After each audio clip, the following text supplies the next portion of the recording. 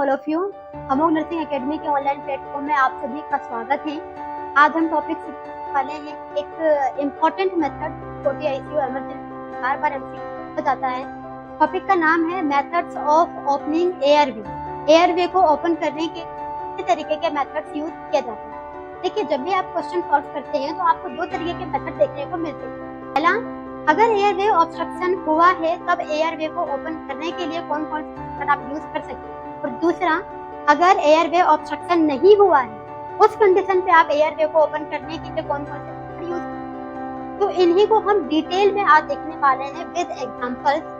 बहुत ही अच्छे से, बहुत ही स्लोली, बहुत ही कॉन्शियसनेस के साथ इस टॉपिक को समझना है आपको, ताकि आप कभी भी एमसीक्यू को गलत ना करें। चलिए ठीक है, आज की क्लास को हम शुरुआत करते हैं। Methods to open airway.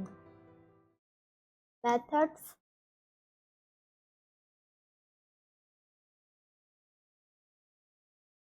To open airway. Airway को ओपन करने के, देखिए आप लोगों ने चार नाम तो बहुत अच्छे से सुना ही होगा। चार नाम आपने सुन के रखा है, वो मुझे पता है। कौन कौन से हैं वो? सबसे पहला आपने सुना होगा head tilt, head tilt and chin lift manual. Head tilt and chin lift manual. दूसरा है हेमिलिच मैनुअल। Heimlich manual. तीसरा है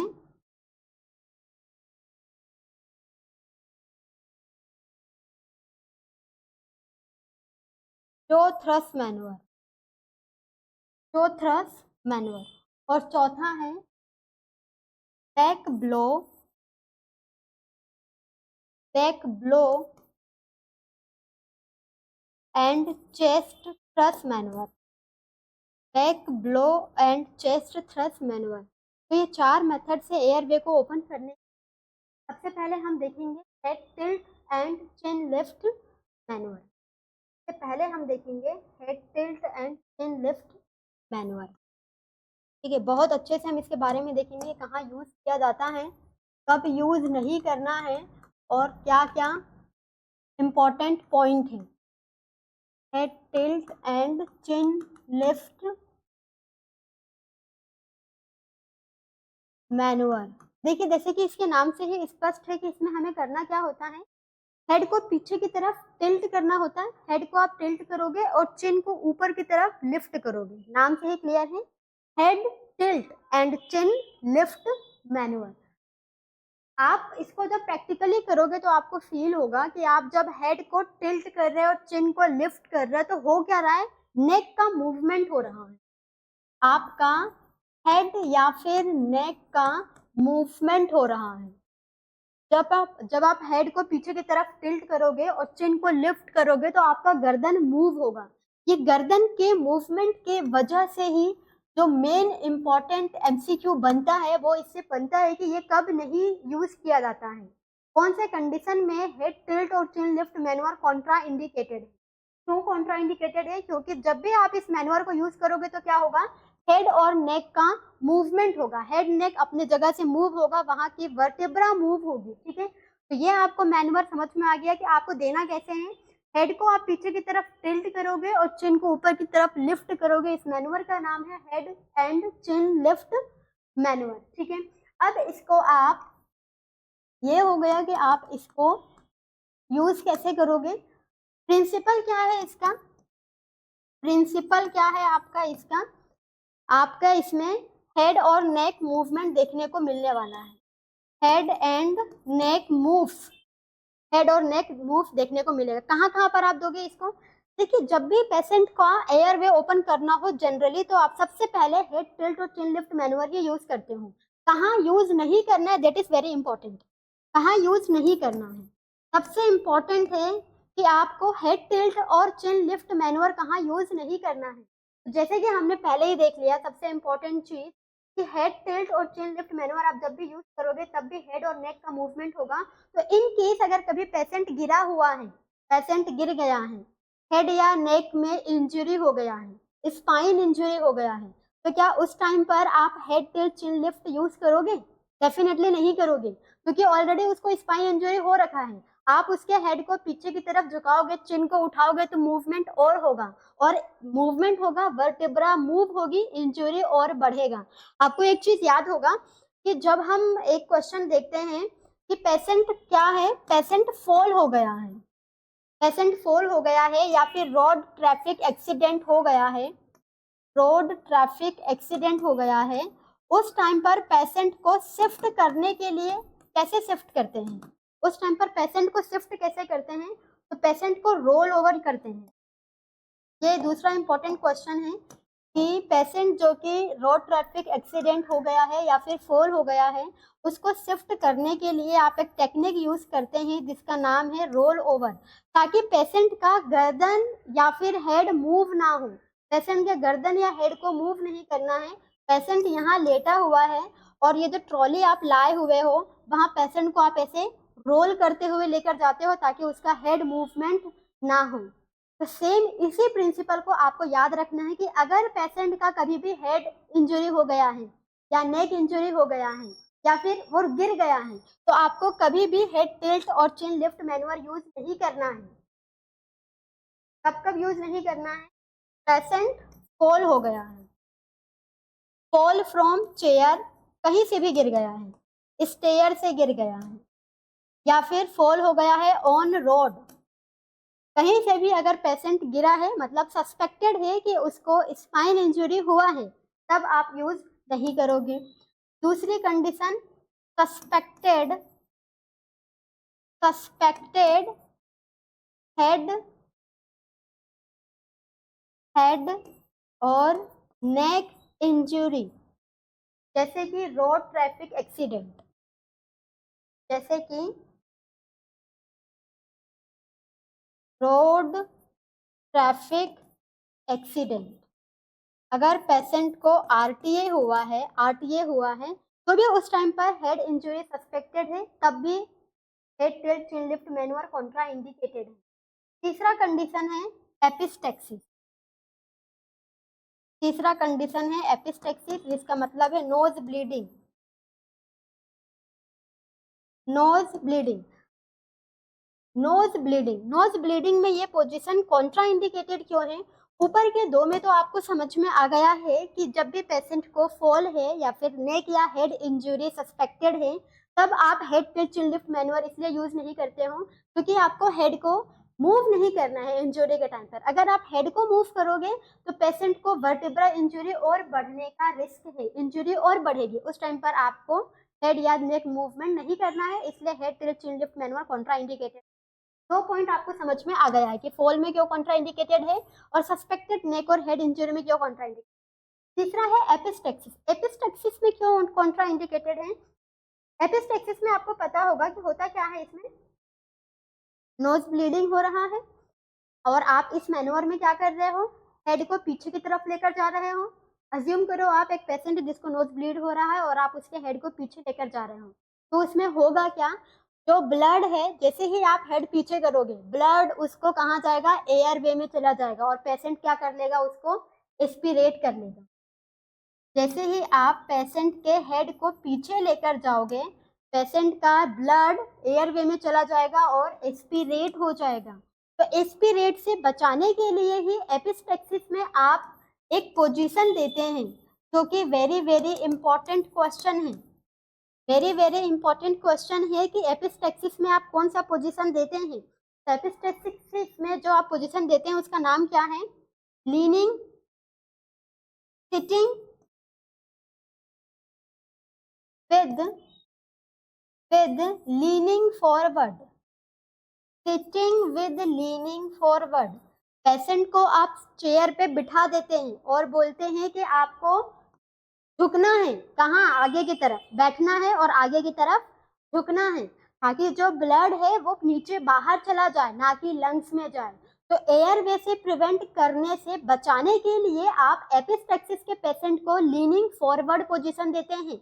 और यहाँ पर हम इस मैनुअर में क्या कर रहे हैं, पेशेंट को बैकवर्ड हम झुका रहे हैं, हेड को टिल्ट कर रहे हैं, पीछे झुका रहे हैं, तो यहाँ पर तो मामला गड़बड़ हो जाएगा, एस्पिरेट हो जाएगा। तो एस्पिरेशन का रिस्क होता है एपिस्टेक्सिस में, इसीलिए एपिस्टेक्सिस में head tilt chin lift manure Contra indicated है। होपफुली आपको ये चीज समझ में आ गया होगा कि एस्पिरेशन का रिस्क को बचाने के लिए ही एपिस्टेक्सिस में head tilt chin lift manure Contra indicated है। जो फोर्थ पॉइंट है जहां पर कॉन्ट्रा इंडिकेटेड है, फोर्थ पॉइंट है बर्न। बर्न में भी ये मैनुअल कॉन्ट्रा इंडिकेटेड है।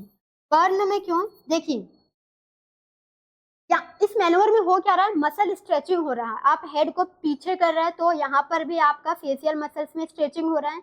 आप चिन को लिफ्ट कर रहे हैं तो आपके नेक के मसल में भी स्ट्रेचिंग हो रहा है।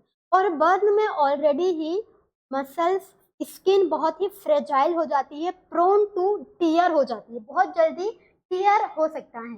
तो टियर से प्रिवेंट करने के लिए ही बर्न में भी head tilt chin lift manure Contra indicated है ना।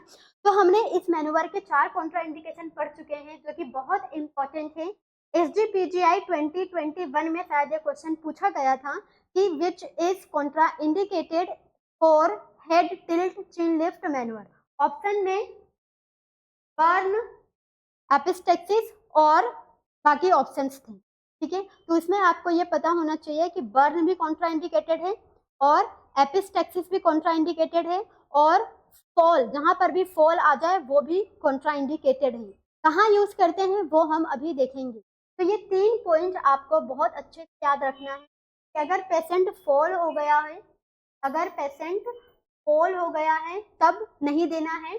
सस्पेक्टेड हेड और नेक इंजरी, एपिस्टेक्सिस एंड बर्न में head tilt chin lift manure Contra indicated है। सबसे ज्यादा जो क्वेश्चन पूछा जाता है, वेरी वेरी इंपॉर्टेंट, वो यही है कि Contra indication of head tilt and chin lift manure, Contra indication of head tilt and chin lift manure, ठीक है। कॉन्ट्रा इंडिकेशन समझ में आया। अब हम देखते हैं कि इसे यूज कहाँ करेंगे। नेक्स्ट पॉइंट है इसका कि हम इसको यूज कहाँ करेंगे। तो देखिए ये this method is used generally for all condition, generally used for all condition.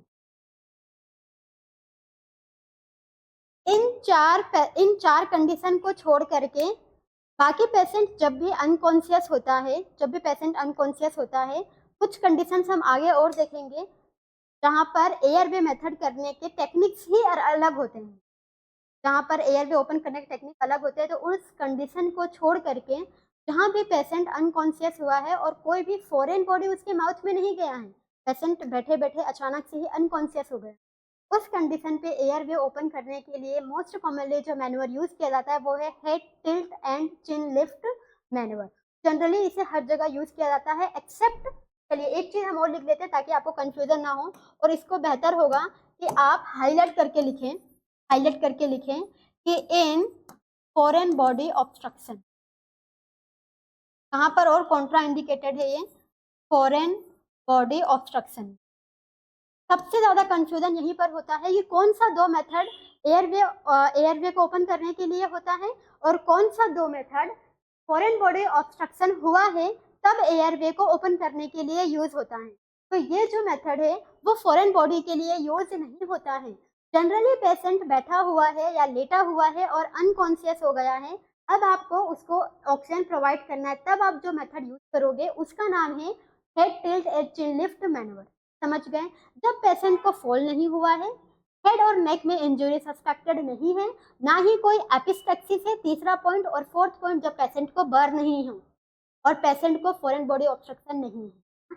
तो इस 5 कंडीशन के अलावा जब भी पेशेंट का एयरवे ओपन करना हो उस टाइम पर जो मैनुअर आप यूज करते हैं वो है head tilt and chin lift manure. इसमें से जो इंपॉर्टेंट क्वेश्चन बनता है वो है इसका कॉन्ट्रा इंडिकेशन। फॉल में कॉन्ट्रा इंडिकेटेड है, suspected head and neck injury में कॉन्ट्रा इंडिकेटेड है, एपिस्टेक्सिस में कॉन्ट्रा इंडिकेटेड है, बर्न में, और एक फॉरेन बॉडी ऑब्स्ट्रक्शन। समझ में आ गया। देखिए नेक्स्ट देखते हैं हम इसको यूज कहाँ करेंगे, ऑल कंडीशन में, ऑल कंडीशन में हम इसको यूज करने वाले हैं, ठीक। दूसरा मेथड है हमारा जो थ्रस्ट जो थ्रस्ट मैनुवर। दूसरा मेथड है हमारा जो थ्रस्ट मैनुवर। जो थ्रस्ट मैनुवर, इसमें क्या करते हैं, इसमें क्या करते हैं हम, तो ये जो है, इस जो में पर्टिकुलरली एक क्वेश्चन ये पूछा जाता है कि जब आप जो थ्रस्ट मैनुवर यूज करोगे तो जो आपकी फिंगर से, इस तरीके से आपने इमेज देखा होगा कि ऐसे करके और माउथ को ओपन करते हैं, है ना। तो ये जो आपने हाथ रखा हुआ है वो जो में कहाँ रखते हैं, पहला क्वेश्चन। जो थ्रस्ट मैनुवर में जब आप इसको हैंड को रखते हैं, फिंगर्स को, तो कौन से लोकेशन में रखते हैं, पहला क्वेश्चन। कहाँ रखते हैं हम, angle of ramus, angle of ramus में रखते हैं। कहाँ पर रखते हैं, एंगल ऑफ रेमस में। अगर ये ना मिले तो दूसरा हम लिख सकते हैं बॉर्डर ऑफ जो,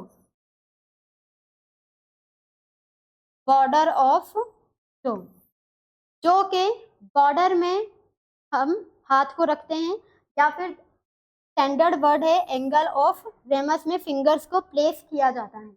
अब इसको यूज कहाँ करते हैं, कहाँ पर यूज करोगे आप। पहली बात तो आपको इतना पता होना चाहिए कि जब आप जो थ्रस्ट मैनुअल यूज करते हो तो जो इम्पोर्टेंट चीज है, सबसे अच्छी चीज है वो ये है कि आपको फोर्स लगाना होता है इन दोनों जो को ओपन करने के लिए। आप ऐसे पकड़ के दोनों जो को ओपन करते हो इस तरीके से, एक फिंगर आपके, ये जो 4 फिंगर है वो ऊपर की तरफ पुश करेंगे और ये जो थंब है वो नीचे की तरफ पुश करेगा। तो इसमें हेड मूवमेंट नहीं होता है। इसमें जो प्रिंसिपल है वो ये है, प्रिंसिपल है ये कि हेड और नेक डू नॉट मूव, हेड और नेक डू नॉट मूव, हेड और नेक का मूवमेंट नहीं होता है। इसीलिए इसको हम कहाँ यूज करते हैं, जहां पर फॉल हुआ है या स्पाइन इंजरी सस्पेक्टेड है, उसी कंडीशन में जो थ्रस्ट मैनुअर को यूज किया जाता है, ताकि स्पाइन इंजरी में वर्टेब्रा मूवमेंट को हटाया जा सके, वर्टेब्रा मूवमेंट बिल्कुल भी ना हो और एयर वे भी ओपन हो जाए। समझ गए क्या आप इस चीज को। इंडिकेशन अगर पूछे या फिर इसके यूजेस पूछे तो क्या लिखोगे आप, वही सेम चीज। इसके प्रिंसिपल को आपको माइंड में रखना है कि हेड और नेक का मूवमेंट नहीं होना चाहिए। तो हेड और नेक का मूवमेंट होने से आपको बचाना होता है कहाँ पर, हेड और नेक इंजुरी में। कहाँ पर, हेड और नेक इंजुरी, हेड और नेक इंजुरी, इसको हम और क्या बोल सकते हैं, RTA, रोड ट्रैफिक एक्सीडेंट। दूसरा कंडीशन क्या है, फॉल। जहां भी पेशेंट फॉल हो, चाहे वो चेयर से हो, ऊपर हमने लिख लिया है, या फिर वो स्टेयर से हो, या फिर वो रोड में गिर गया हो, कहीं से भी बस फॉल केस हुआ है, जहां पर भी सस्पेक्टेड हेड और नेक इंजरी है, वहां पर हम जो थ्रस्ट मैनुअर यूज करते हैं।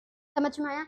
इसके अलावा इसे हम कहाँ यूज कर सकते हैं, इसके अलावा इसको हम कहाँ यूज कर सकते हैं, अगर पेशेंट कोलैप्स हुआ है तो,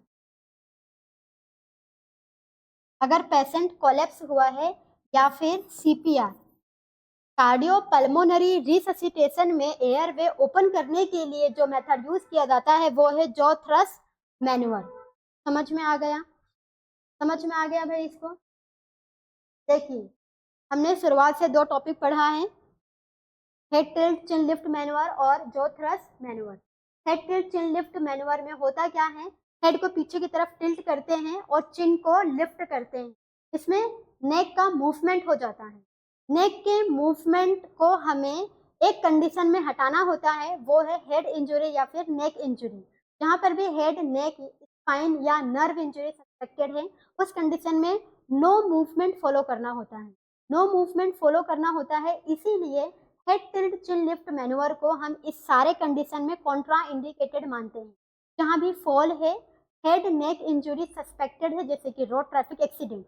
इसके अलावा अगर एपिस्टेक्सिस हुआ है पेशेंट, मतलब नोज ब्लीड हो रहा है, तो हेड टिल्ट में तो हम हेड को पीछे की तरफ टर्न करते हैं, जबकि एपिस्टेक्सिस में तो हमें आगे की तरफ पोजीशन देना होता है, लीनिंग फॉरवर्ड, इसलिए एपिस्टेक्सिस में कॉन्ट्रा इंडिकेटेड है।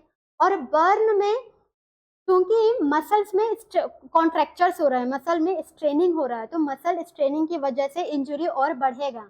तो उस इंजरी को प्रिवेंट करने के लिए ही हेड टिल्ट मैनुअर बर्न में भी कॉन्ट्राइंडिकेटेड है, और last one foreign body obstruction contraindicated. इतना समझ में आ गया। Head tilt chin lift manure बाकी हर जगह पर यूज किया जाता है। दूसरा हमने मेथड देखा है जो थ्रस्ट मैनुअर। जो थ्रस्ट मैनुअर में क्या होता है, जो थम्स होते हैं वो थम्स जो को नीचे की तरफ पुश करते हैं, और जो ये अपर फिंगर्स होते हैं 4 फिंगर्स वो जॉ को ऊपर की तरफ मूव करते हैं।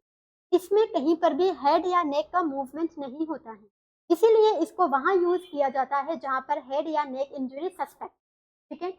हेड नेक इंजरी सस्पेक्टेड वहां यूज करते हैं, या फिर फॉल केस है वहां पर यूज करते हैं। इसके अलावा सीपीआर या पेशेंट कोलैप्स हुआ है तब भी हम इसी मैनुअर को यूज करते हैं, ठीक है। ये हो गया आपका इंडिकेशन जो कि वेरी इंपॉर्टेंट है, जो कि वेरी इंपॉर्टेंट है। इसके अलावा हमने एक चीज और देखा है, कि जब आप फिंगर प्लेस करोगे जो थ्रस्ट मैनुअर में माउथ ओपन करने के लिए, तो हैंड को कहाँ प्लेस करोगे, तब आप हैंड को कहाँ प्लेस करोगे, एंगल ऑफ रेमस में।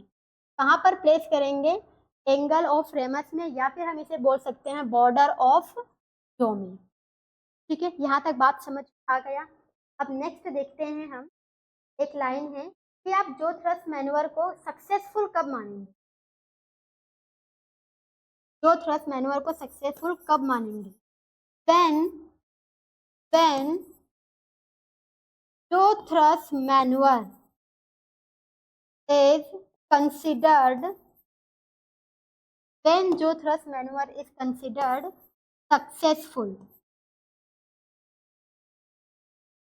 ऐसे ही आपने ओपन करना शुरू कर दिया और ये माउथ ओपन हो गया और आपको पता चल जाएगा कि आपने जो थ्रस्ट मैनुअर सक्सेसफुली इंप्लीमेंट कर दिया है। नहीं, इसके लिए क्या होना चाहिए, जो लोअर जॉ है, जो लोअर टिथ है वो ऊपर की तरफ आना चाहिए और अपर टिथ लोअर की तरफ आना चाहिए, तभी आपका जो थ्रस्ट मैनुअर सक्सेसफुल माना चाहिए। क्या होना चाहिए इसमें, क्या होना चाहिए इसमें, सक्सेसफुल कब मानोगे, जब lower teeth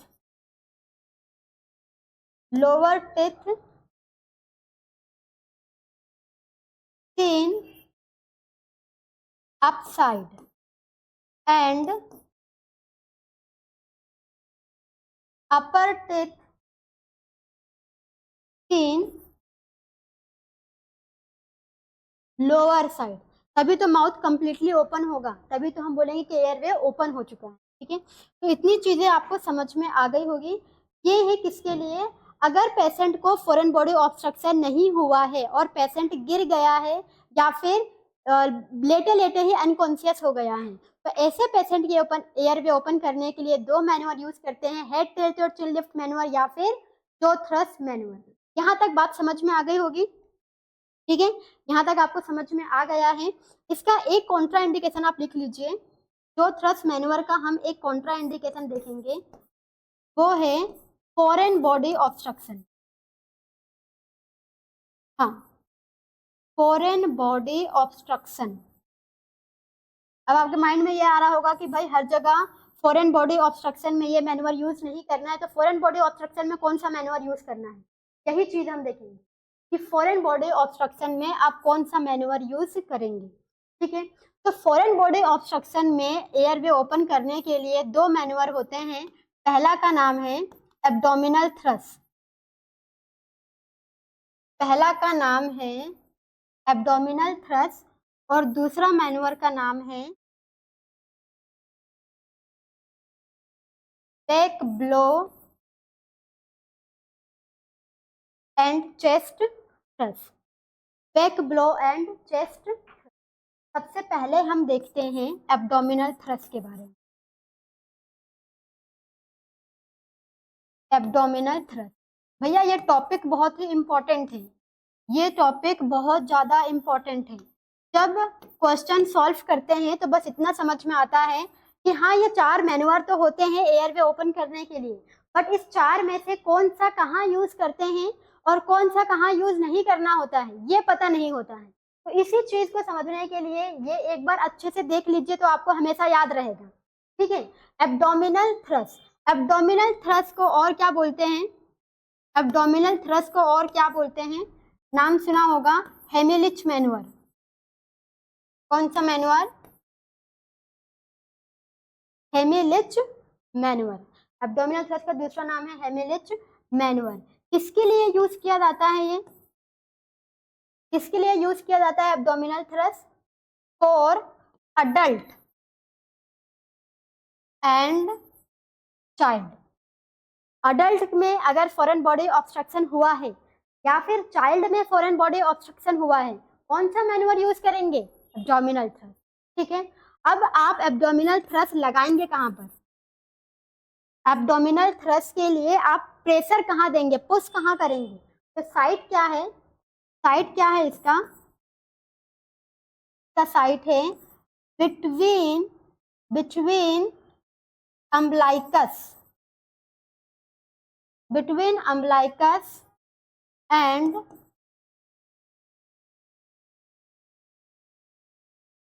जायफॉइड process. Between umbilicus and xiphoid process के बीच में फिस्ट बनाना होता है। इस तरीके से अंगूठे को ऊपर रख के ऐसे फिस्ट बनाना होता है और inward and outward, outward and inward pressure लगाना होता है। करते क्या है इसमें? टेक्निक क्या है इसका? टेक्निक क्या होता है? Make fist and put pressure outward and upward. बाहर की तरफ एंड ऊपर की तरफ, बाहर की तरफ एंड ऊपर की तरफ ऐसे फिस्ट बना करके अप करना, पुश प्रेशर लगाना होता है। इसी मैनुअर को हम क्या बोलते हैं? एब्डोमिनल थ्रस्ट या फिर हेमिलिच मैनुअर। एब्डोमिनल थ्रस्ट या फिर हेमिलिच मैनुअर या फिर एब्डोमिनल थ्रस्ट इसका नाम है। किसके लिए यूज करते हैं? अडल्ट या फिर चाइल्ड के लिए यूज करते हैं। कहां पर आप प्रेशर लगाओगे? तो between umbilicus and xiphoid process में प्रेशर लगाओगे। प्रेशर किस डायरेक्शन में लगाओगे? डायरेक्शन क्या रहेगा? तो आउटवर्ड एंड अपवर्ड डायरेक्शन होगा, बाहर की तरफ एंड ऊपर की तरफ, ताकि जो फॉरेन बॉडी है वो बाहर आ जाए। इस तरीके से आपको प्रेशर लगाना है। पहली चीज समझ में आ गई कि फॉरेन बॉडी में कौन सा मैनुअर यूज करते हैं। पहला मैनुअर है जो कि फॉरेन बॉडी में यूज करते हैं। किसके लिए? अडल्ट एंड चाइल्ड के लिए। अभी तक इतना चीज तो समझ में आ गया होगा इसको देख करके कि पहली बात तो ये मैनुअर अडल्ट एंड चाइल्ड के लिए है। दूसरी बात कब यूज करना है? जब फॉरेन बॉडी ऑब्स्ट्रक्शन हुआ है। फॉरेन बॉडी ऑब्स्ट्रक्शन का मतलब क्या है? हाँ, फॉरेन बॉडी ऑब्स्ट्रक्शन मतलब कभी कभी ऐसा होता है ना कि अचानक से कोई सिक्का मुंह में फंस जाए या फिर कोई पीनट्स, मूंगफली का दाना मुंह में फंस जाए या फिर बटन मुंह में फंस जाए। तो जब भी एयरवे में कुछ भी फंस जाता है जिसको हम बोलते हैं एयरवे ऑब्स्ट्रक्शन। तो जब ऐसा ऑब्स्ट्रक्शन हो जाए तो उस टाइम पर कैसे उसको रिमूव करना है, रिमूव करने के लिए जो मैनुअर यूज किया जाता है वही हम देख रहे हैं।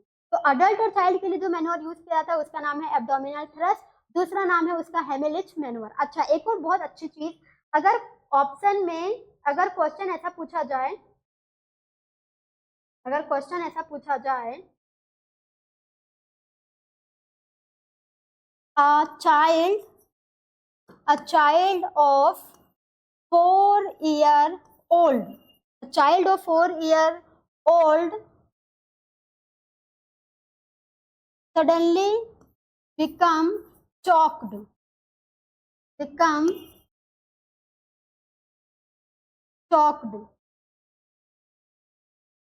and unable to speak. Which maneuver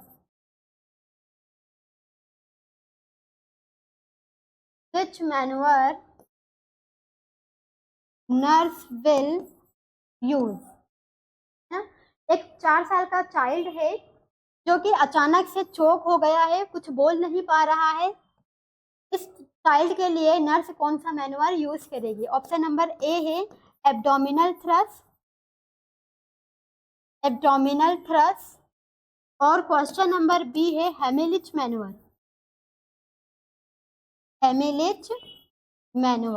बाकी सी है head tilt chin lift manual, head tilt chin lift manual.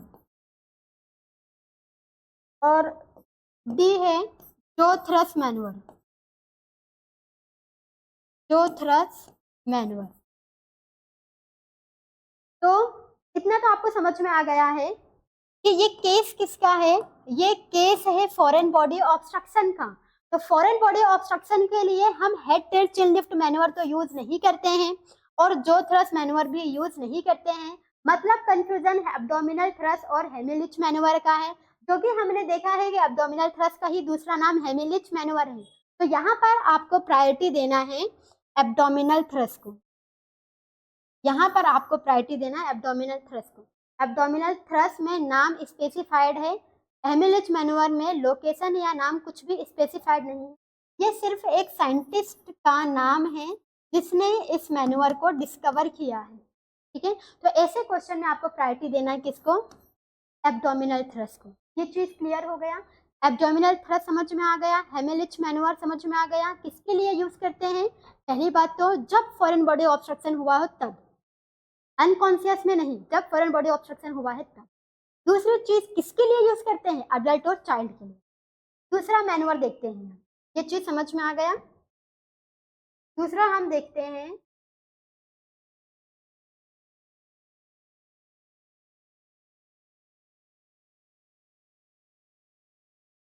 तो जब भी फॉरेन बॉडी ऑब्स्ट्रक्शन हुआ है तो उस टाइम पर दूसरा मैनुअर है हमारा back blow and chest thrust.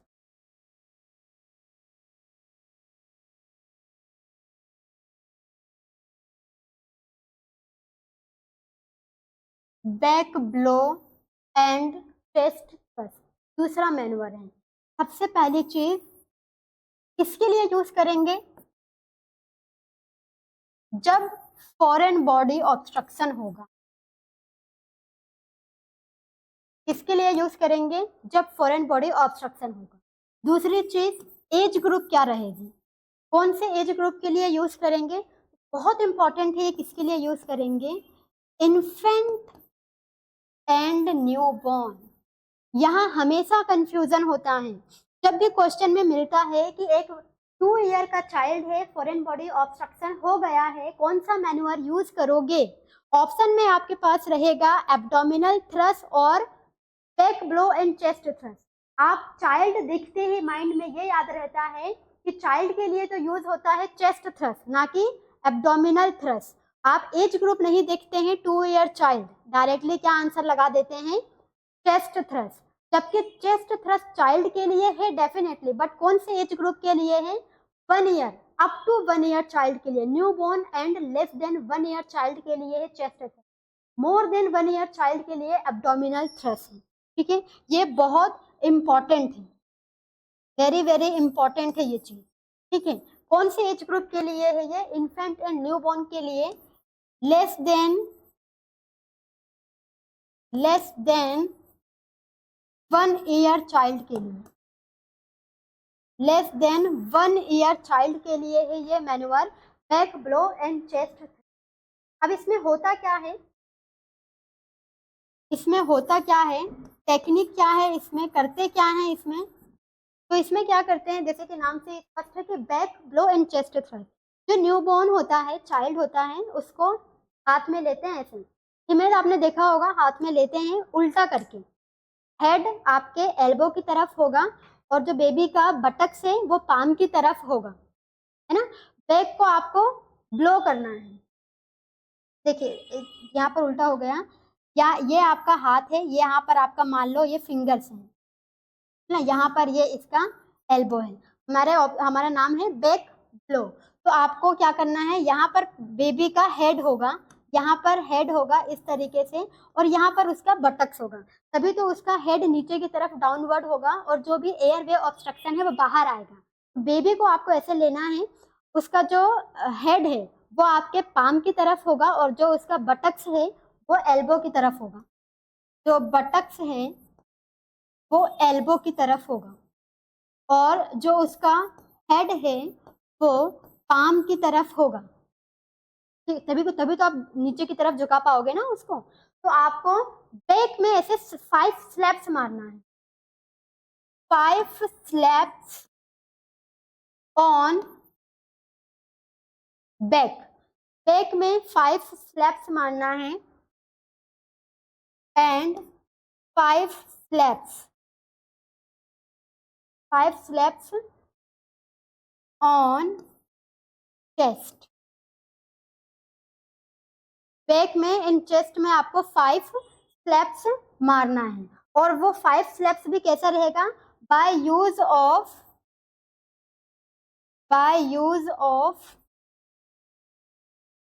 Heal of palm. ये पोर्शन, इस पोर्शन को यूज करके आपको इस तरीके से प्रेशर लगाना है, ठीक है। Back blow and chest thrust. Back को आपको नीचे की तरफ डाउनवर्ड करना है और चेस्ट में आपको 5 स्लैप्स मारना है। कितने स्लैप्स मारना है ये भी पूछा जाता है, कितने स्लैप्स मारना है, तो 5 स्लैप्स मारना है। कहाँ पर मारना है, चेस्ट में मारना है। फर्स्ट प्रायोरिटी चेस्ट में मारना है, 5 स्लैप्स मारना है और चेस्ट में मारना है। किसका यूज करके, by use of heel of palm, palm का हील का यूज करके। ये 3 पॉइंट यहाँ से आपको याद रखना है टेक्निक में। 5 स्लैप यूज करेंगे आप, चेस्ट में मारेंगे और by the use of heel of palm. समझ में आ गया इतनी चीज। कौन सा क्या पढ़ रहे हैं हम, back blow and chest thrust. कहाँ यूज करेंगे इसको हम, जब फॉरेन बॉडी ऑब्स्ट्रक्शन होगी। किसमें होगी, इन्फेंट एंड न्यूबॉर्न में, मतलब लेस देन 1 ईयर चाइल्ड में। कैसे इस टेक्निक को हम इम्प्लीमेंट करेंगे, तो हमें चाइल्ड को क्या हाथ में लेना है और उसका हेड हमारे पाम की तरफ होना चाहिए और एल्बो की तरफ बटक्स होना चाहिए, मतलब नीचे की तरफ झुका हुआ, स्लिपरी स्टेज में रहेगा, नीचे की तरफ झुका हुआ। आपको 5 ब्लो करना है बैक में और 5 स्लैप करना है चेस्ट में, ताकि जो ऑब्स्ट्रक्शन है वो बाहर आ जाए। टेक्निक में आपको जो याद रखने वाली चीज है, वो कितने स्लैप मारना है, 5 स्लैप। कहाँ मारोगे, चेस्ट में। कहाँ मारना है, चेस्ट में। कैसे मारोगे, by the use of heel of palm. समझ में आया इतनी चीज, ठीक है। ये चीज बहुत इंपॉर्टेंट है back blow and chest thrust के लिए। आगे देखते हैं तीसरा मैन्युअर ये पूछा जाता है कि फॉरेन बॉडी ऑब्स्ट्रक्शन हुआ है प्रेग्नेंट लेडी में। तो देखिए, प्रेग्नेंट लेडी में हम एब्डोमिनल थ्रस्ट नहीं दे सकते हैं, एब्डोमिनल थ्रस्ट नहीं दे सकते हैं। क्यों नहीं दे सकते हैं, क्योंकि जब वो प्रेग्नेंट होती है तो एब्डोमेन में यूट्रस आ जाता है, अम्बिलिकस से ऊपर जायफोइड प्रोसेस तक यूट्रस रहता है और यूट्रस में बेबी है। अब आप अगर प्रेशर लगाओगे तो फीटस इंजरी होने का रिस्क है। तो एब्डोमिनल थ्रस्ट आप नहीं दे सकते हो प्रेग्नेंट लेडी में। चेस्ट थ्रस्ट दे सकते हैं क्या, चेस्ट थ्रस्ट भी आप नहीं दे सकते हो, क्योंकि चेस्ट में भी क्या है, जायफोइड प्रोसेस तक तो यूट्रस आ ही जाता है, तो वहां पर भी आप नहीं दे सकते हो प्रेशर, क्योंकि वहां भी फीटस इंजरी होने के चांसेस हैं। तो ये दोनों ही कॉन्ट्रा इंडिकेटेड है इन, कहां पर, इन प्रेगनेंसी। जरूरी थोड़ी ना है कि प्रेगनेंसी है तो फॉरेन बॉडी ऑब्स्ट्रक्शन नहीं होगा। अगर प्रेग्नेंट लेडी को ऑब्स्ट्रक्शन हो गया तो आपका एब्डोमिनल थ्रस्ट भी काम नहीं आएगा और चेस्ट थ्रस्ट भी काम नहीं आएगा। तो प्रेगनेंसी के स्टेज में अगर फॉरेन बॉडी ऑब्स्ट्रक्शन हुआ तब कौन सा मैन्युअर यूज करेंगे हम, उस टाइम पर जो मैन्युअर हम यूज करेंगे उसका नाम है back thrust. Yes, back thrust. Position वही सेम रहेगा, बस चेस्ट से प्रेशर ना लगा करके पीछे बैक प्रेशर लगाना। और आप एक इमेज देखेंगे, उसमें होता क्या है, इमेज में आपने देखा होगा कि एक लेडी है ये, है ना, ये जो कि प्रेग्नेंट है, इसको चोकिंग हो रहा है। तो जो दूसरी लेडी है वो बैक थ्रस्ट मैन्युअर यूज करती हैं bye the use of elbow. ये अपना एल्बो यहाँ लगाती है, तो मैं इमेज से आपको कैसे दिखाऊं। ये मान लो ये पेशेंट, ये जो दूसरा जो हेल्पर पर्सन है उसका एल्बो है, तो ये एल्बो लगा करके इस तरीके से ऐसे पुश करती है अपवर्ड।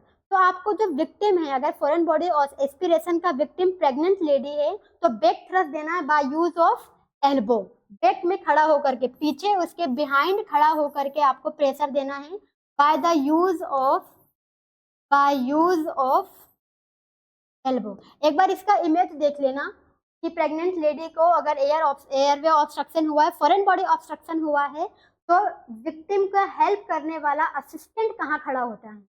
प्रेग्नेंट लेडी को अगर फॉरेन बॉडी ऑब्स्ट्रक्शन हुआ है तो असिस्टेंट हमेशा उसके पीछे खड़ा होता है और एल्बो के थ्रू अपवर्ड पुश करता है। ठीक है, कुछ इस तरीके से इमेज आपको देखने को मिलेगा कि ये एल्बो है तो ये एल्बो ऊपर की तरफ पुश करती है ना। हमेशा stand on back, stand on back of victim. ठीक है, अब पीछे से प्रेशर लगाना है bye the use of elbow. तीन एज ग्रुप हमने देख लिया फॉरेन बॉडी ऑब्स्ट्रक्शन के लिए। सबसे पहला कौन सा था फॉरेन बॉडी ऑब्स्ट्रक्शन की? अगर हम बात करें तो अगर अडल्ट और चाइल्ड है, अडल्ट और चाइल्ड है तो सबसे पहले हमने देखा था कौन सा मैनुअल, एब्डोमिनल थ्रस्ट, और दूसरा नाम हमने दिया था कौन सा, हेमिलिच मैनुअल। कहाँ पर हम प्रेशर लगा रहे हैं? बिटवीन जायफोइड प्रोसेस एंड अम्बिलिकस के बीच में 5 प्रेशर्स लगाएंगे, 5 पुशअप्स करेंगे, आउटवर्ड एंड अपवर्ड, ऊपर की तरफ एंड बाहर की तरफ by the use of fist बनाते हैं हम। इसमें एब्डोमिनल थ्रस्ट में या फिर हेमिलिच मैनूवर में अडल्ट के लिए, अडल्ट एंड चाइल्ड के लिए। दूसरा हमने देखा था जिसका नाम था क्या, जिसका नाम था back blow and chest thrust. Back blow and chest thrust, back blow and chest thrust हमने किसके लिए यूज किया है? Back blow and chest thrust हमने यूज किया था किसके लिए? इन्फेंट के लिए यूज किया था, इन्फेंट या फिर न्यूबॉर्न या लेस देन 1 ईयर चाइल्ड। इसमें हम क्या करते हैं, चाइल्ड को पाम में लेते हैं और उसके हेड को आगे की तरफ रखते हैं और बटक्स को एल्बो की तरफ रखते हैं और 5 बार बैक ब्लो करेंगे और 5 बार चेस्ट स्लैप देंगे। अगर स्लैप का फर्स्ट प्रायोरिटी पूछे तो कहाँ करेंगे हम? चेस्ट पे करेंगे और किसका यूज करके? By the use of heel का यूज करके। तीसरा हमने देखा कि अगर फॉरेन बॉडी ऑब्स्ट्रक्शन हो जाए प्रेग्नेंट लेडी को, तो प्रेग्नेंट लेडी को न तो हम एब्डोमेन में प्रेशर दे सकते हैं और ना ही हम उसके चेस्ट पे प्रेशर दे सकते हैं। तो हमें प्रेशर तो देना पड़ेगा क्योंकि फॉरेन बॉडी ऑब्स्ट्रक्शन हो गया, तो हम पीछे खड़े होंगे पेशेंट के और बैक थ्रस्ट देंगे bye the use of elbow का यूज करके, पीछे की तरफ ऊपर की तरफ प्रेशर लगाएंगे। ये प्रेगनेंसी की बात है। अब अगर यही चीज पूछा जाए, ये चीज पूछा जाए ओबेस पेशेंट के लिए, ओबेस पेशेंट को अगर एयरवे ऑब्स्ट्रक्शन हुआ है तो सेम चीज है, उसमें भी एब्डोमिनल थ्रस्ट और चेस्ट थ्रस्ट कॉन्ट्रा इंडिकेटेड है, उसको भी हम देते हैं back thrust, same as pregnancy, क्योंकि उसका भी तो एब्डोमिनल ट्रंक बाहर रहता है ना, उसका भी एब्डोमिनल ट्रंक बाहर रहता है। तो ओबेस पेशेंट के लिए भी हम बैक थ्रस्ट यूज करते हैं। तो इन शॉर्ट आपको समझ में आ गया होगा। एक बार समराइज कर लेते हैं। देखिए एक बार समराइज करते हैं जो मैं आपको बताना चाहती थी। हम देख रहे थे मेथड्स टू ओपन एयरवे ना, मेथड्स टू ओपन एयरवे। अगर आपसे पूछा जाए, अगर क्वेश्चन में लिखा हुआ है, क्वेश्चन में लिखा हुआ है कि पेशेंट को हो गया है foreign body obstruction, foreign body obstruction, अगर फॉरेन बॉडी ऑब्स्ट्रक्शन हो गया है, ये क्वेश्चन में लिखा हुआ है, तब आपके पास 4 मैनूवर हैं। सबसे पहला है आपका एब्डोमिनल थ्रस्ट, सबसे पहला है एब्डोमिनल थ्रस्ट। एब्डोमिनल थ्रस्ट किसके लिए यूज करते हैं? सबसे पहला तो फॉरेन बॉडी ऑब्स्ट्रक्शन में एज ग्रुप क्या है? Adult and child. क्या है? Adult and child. ठीक है, इसमें आप करेंगे क्या, टेक्निक क्या है, तो टेक्निक क्या है, आप inward, outward, outward and backward push करेंगे, ऊपर की तरफ एंड बाहर की तरफ पुश करेंगे। कहां पर पुश करेंगे, साइट क्या है, between umbilicus, between umbilicus and xiphoid process, xiphoid process and umbilicus के बीच में आप पुश करेंगे अगर अडल्ट और चाइल्ड को फॉरेन बॉडी ऑब्स्ट्रक्शन हुआ है तो। इसका हमने एक दूसरा नाम देखा था, वो क्या है, हेमिलिच मैन्युअर, हेमिलिच मैन्युअर। और अगर इन दोनों में हमें फर्स्ट प्रायोरिटी चूज करना हो तो हमारा राइट आंसर होगा एब्डोमिनल थ्रस्ट, ठीक है। दूसरा हमने फॉरेन बॉडी ऑब्स्ट्रक्शन के लिए जो नाम सुन के रखा है वो है back blow, back blow and chest thrust. हम यूज करेंगे जब फॉरेन बॉडी ऑब्स्ट्रक्शन हुआ है। किस एज ग्रुप के लिए यूज करेंगे इसको, तो इन्फेंट, इन्फेंट एंड न्यूबॉर्न के लिए, शॉर्ट में लिख दें। स्पेसिफाई करें तो less than 1 year of age, less than 1 year of age के लिए यूज करते हैं, है ना। टेक्निक क्या है, इसमें करना क्या होता है, तो आप पेशेंट को, बेबी को लिटाएंगे अपने हाथ में, है ना, आर्म पे लिटाएंगे और 5 टाइम्स बैक ब्लो करेंगे, 5 टाइम्स बैक ब्लो करेंगे एंड 5 टाइम्स चेस्ट स्लैप करेंगे। क्या करेंगे, चेस्ट स्लैप करेंगे।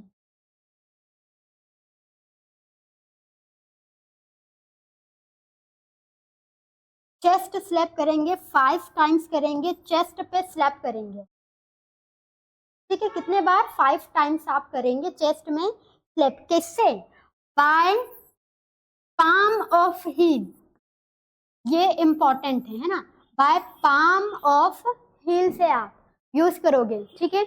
तीसरा जो हमने सुन के रखा है, जो हमने तीसरा सुन के रखा है वो है बैक थ्रस्ट, जिसमें ज्यादा हेडेक नहीं है, ज्यादा कुछ डिटेल नहीं है। सिर्फ फर्क क्या है, एब्डोमिनल थ्रस्ट में हम विक्टिम के आगे होकर के पुश करते थे और बैक थ्रस्ट में हमें विक्टिम के पीछे होकर के एल्बो के थ्रू पुश करना है, क्योंकि बैक थ्रम हम उसी में यूज करते हैं जिसमें हम एब्डोमिनल थ्रस्ट नहीं दे सकते हैं, क्योंकि अगर हमने एब्डोमिनल थ्रस्ट दिया तो प्रेगनेंसी में फीटस इंजरी हो सकता है और ओबेस पेशेंट में मसल इंजरी हो सकती है उनको एब्डोमिनल ट्रंक की वजह से। तो बैक थ्रस्ट में क्या होता है, stand, stand behind the victim. पहली चीज, विक्टिम के पीछे खड़े होंगे आप, और आपका विक्टिम कौन रहेगा, विक्टिम कौन रहेगा, प्रेग्नेंट लेडी और ओबेस पेशेंट। प्रेग्नेंट लेडी या फिर ओबेस पेशेंट विक्टिम है किसके लिए, बैक थ्रस्ट के लिए, याद रखना है इसको। और क्या यूज करोगे आप, bye use of, bye use of elbow, bye use of elbow, ठीक है भाई। ये 3 मैनुअर आपने पढ़ लिया है किसके लिए, अगर एयरवे ऑब्स्ट्रक्शन हुआ है तो। समझ में आ गया। अगर ऑप्शन में, अगर क्वेश्चन में आपको दिख गया कि फॉरेन बॉडी ऑब्स्ट्रक्शन लिखा हुआ है, फॉरेन बॉडी ऑब्स्ट्रक्शन लिखा हुआ है, तो आप सबसे पहले तो उसमें से बाकी ऑप्शंस को हटा देंगे और सिर्फ ये 2-3 ऑप्शन आपके दिमाग में होना चाहिए, एब्डोमिनल थ्रस्ट, चेस्ट थ्रस्ट और बैक थ्रस्ट। बाकी ऑप्शंस को आपको एक्सक्लूड कर देना है, हटा देना, उन पर ध्यान ही नहीं देना है अगर क्वेश्चन में लिखा हुआ है कि पेशेंट को फॉरेन बॉडी ऑब्स्ट्रक्शन, ठीक है। क्या क्या है चाइल्ड के लिए, ओबेस के लिए या फिर इन्फेंट के लिए, वो हमने देख लिया। तो मुझे पूरा यकीन है कि आप ये क्वेश्चन तो फटाफट से बहुत अच्छे से सॉल्व करेंगे, कॉन्शियस होकर के। पहले पढ़ना है कि क्या बोला, सिर्फ एयरवे ऑब्स्ट्रक्शन देखते ही हटाना नहीं है। दूसरा मेथड है हमारे पास एयरवे ऑब्स्ट्रक्शन, जहां पर फॉरेन बॉडी ऑब्स्ट्रक्शन स्पेसिफाई नहीं है। ऐसा कोई सा भी क्वेश्चन जहां पर फॉरेन बॉडी ऑब्स्ट्रक्शन जैसा वर्ड नहीं लिखा हो, उस कंडीशन में आपके पास 2 मेथड है एयरवे ओपन करने के लिए। पहला हेड टिल्ट चिन लिफ्ट और दूसरा जॉ थ्रस्ट मैनुअर। इन दोनों में आपको कब क्या यूज करना है, जहां भी आपको दिख जाए कि हेड इंजरी सस्पेक्टेड है, नेक इंजरी सस्पेक्टेड है, फॉल हो गया है, रोड ट्रैफिक एक्सीडेंट हो गया है, या एपिस्टेक्सिस हो गया है, ठीक है, या फिर बर्न हो गया है, इस कंडीशन में आपको head tilt chin lift manure use नहीं करना है। इन पांचों के अलावा जहां भी पूछा जाए कि कौन सा मैन्युअर यूज किया जाता है, वहां पर head tilt chin lift manure, है ना। तो अगर फॉरेन बॉडी ऑब्स्ट्रक्शन स्पेसिफाई नहीं है तो दो मेथड हैं एयरवे ओपन करने के लिए। एयरवे ओपनिंग के दो मेथड हैं। सबसे पहला, सबका फेवरेट, जो मोस्टली यूज होता है, head tilt and chin lift manual, ठीक है। कॉन्ट्रा इंडिकेशन आपको याद रखना है इसका, जो क्वेश्चन पूछा जाता है वो सिर्फ कॉन्ट्रा इंडिकेशन है, जो कि गिन के सिर्फ 4 या 5 है। सबसे पहला है फॉल, कहीं से भी हुआ हो। दूसरा है रोड ट्रैफिक एक्सीडेंट, या फिर हम बोल सकते हैं सस्पेक्टेड हेड और नेक इंजुरी, सस्पेक्टेड हेड और नेक इंजुरी। तीसरा हमने देखा एपिस्टेक्सिस। वो भी क्यों देखा है, क्योंकि एपिस्टेक्सिस में रिस्क होता है एस्पिरेशन का, और इसमें हम पेशेंट को बोलते हैं हेड को पीछे की तरफ मूव करने के लिए, तो एस्पिरेशन हो सकता है, इसलिए कॉन्ट्रा इंडिकेटेड है। और चौथा हमने देखा है बर्न, क्योंकि बर्न इसमें होता क्या है, बर्न में, इस मैनुअर में क्या होता है, मसल स्ट्रेनिंग, और मसल स्ट्रेनिंग मतलब प्रोन टू मसल इंजुरी, इसलिए बर्न में कॉन्ट्रा इंडिकेटेड। तो ये चीज आपको बहुत बेहतरीन तरीके से याद हो गया होगा, ठीक है। दूसरा जो मैनुअर है एयरवे ओपन करने के लिए, सबसे बेस्ट जो थ्रस्ट मैनुअर। ये सबसे बेस्ट क्यों है, ये सबसे बेस्ट इसलिए है क्योंकि ये हेड और नेक को मूव नहीं करता है, हेड और नेक को मूव नहीं करेगा। इन केस अगर वर्टेब्रा इंजुरी है, स्पाइन इंजुरी है, नर्व इंजुरी है, तो हेड नेक मूवमेंट नहीं होगा और इंजुरी और वर्स नहीं होगी। तो ये यूज कहाँ किया जाता है, ये चीज इंपॉर्टेंट है, ये चीज इंपॉर्टेंट है कि इसे यूज कहाँ किया जाता है। इसे यूज किया जाता है in case of suspected head neck और स्पाइन इंजुरी में, या फिर फॉल में, या फिर एपिस्टेक्सिस में। एपिस्टेक्सिस में एक और हमने देखा था सीपीआर में या फिर कोलैप्स में ना। तो होपफुली आप मेथड्स ऑफ ओपन एयरवे को दो कैटेगरी में डिवाइड कर पाए होंगे।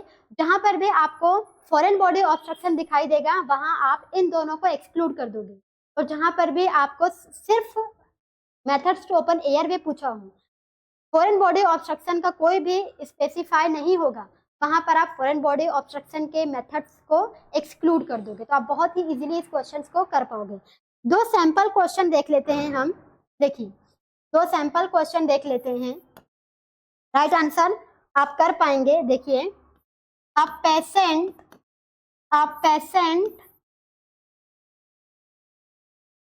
fall from stair, a patient fall from stair in during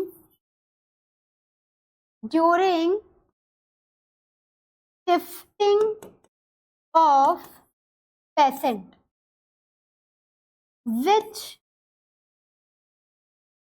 method will be used by nurse to open airway? Option है आपके पास head tilt chin lift maneuver, head tilt chin lift maneuver, Heimlich maneuver, Heimlich maneuver, chest thrust maneuver, chest thrust maneuver, या फिर जो थ्रस manure.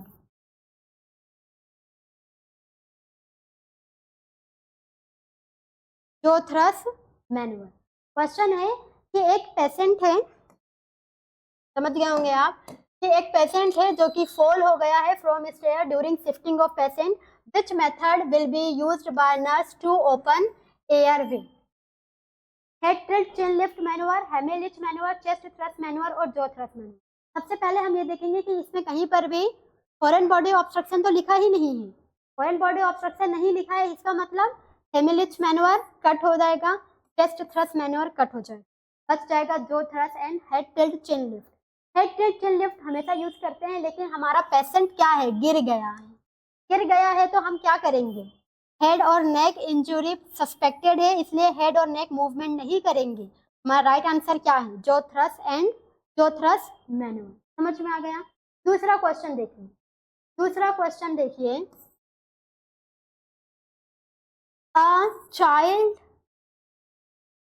child of 2-year-old, child of 2-year-old while playing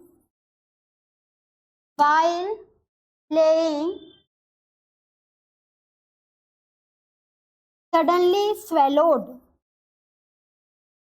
swallowed peanut and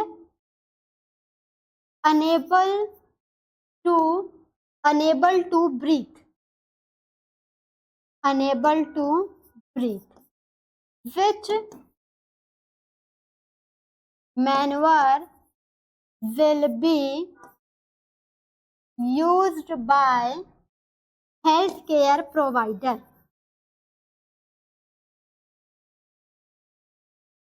healthcare provider पहला option है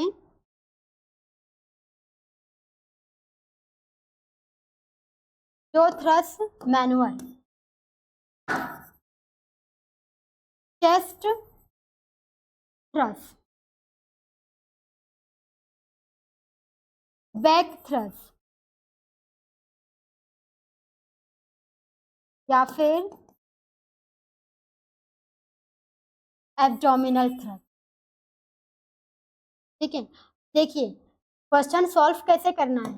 question क्या पूछा है उसने कि 2-year चाइल्ड है, 2-year चाइल्ड है जो कि सडनली स्वेलो कर लिया है, एंड अनेबल टू ब्रीथ, मतलब हमारे चाइल्ड को हो गया है फॉरेन बॉडी ऑब्स्ट्रक्शन, ऑब्स्ट्रक्ट हो गया, इसलिए एयरवे क्लियर नहीं हो पा रहा है।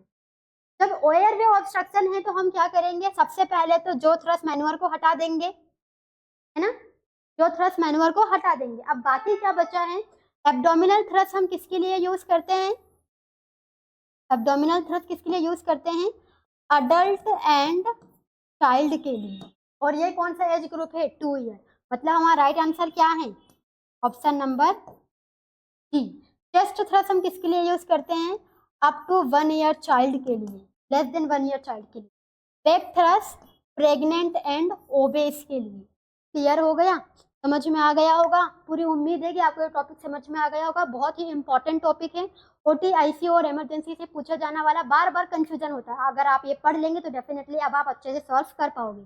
धन्यवाद, शुक्रिया, तब तक के लिए पढ़ते रहिए, बढ़ते रहिए।